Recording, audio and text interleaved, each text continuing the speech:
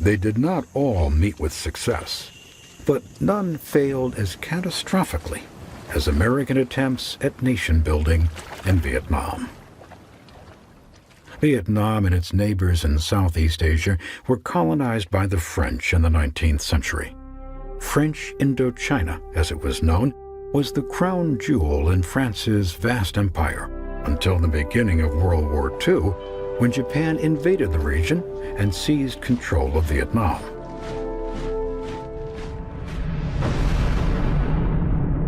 When the war ended in 1945, France sought to reclaim its colony.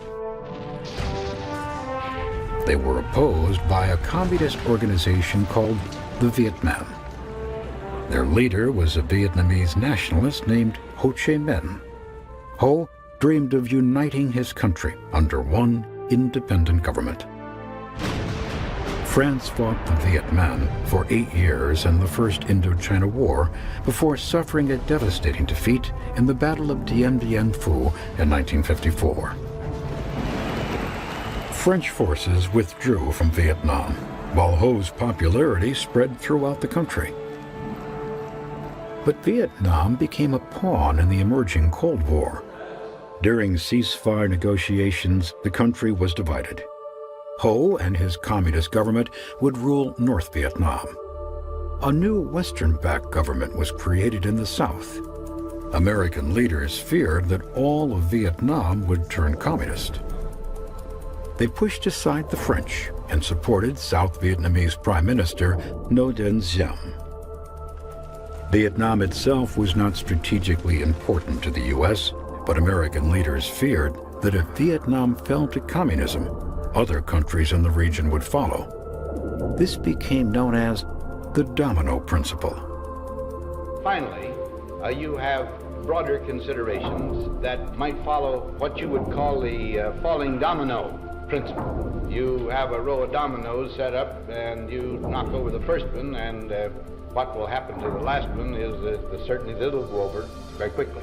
So you could have a beginning of a disintegration that would have the most profound influence. The tragedy that followed was epic in its scope and senselessness. Billions of dollars and more than 50,000 American lives were spent to stop the dominoes from falling.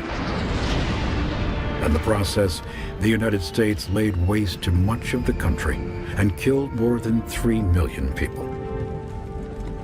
But the justification for war in Vietnam was fatally flawed. Ho was a communist, but he was not a puppet of Moscow, as the U.S. feared. His resistance was based on a fierce patriotism that inspired his people to fight on, even in the face of almost inconceivable losses. With the benefit of military support from the Soviet Union and Communist China, they frustrated the U.S. for 2 decades. Finally, in 1975, a tired and demoralized United States abandoned the war.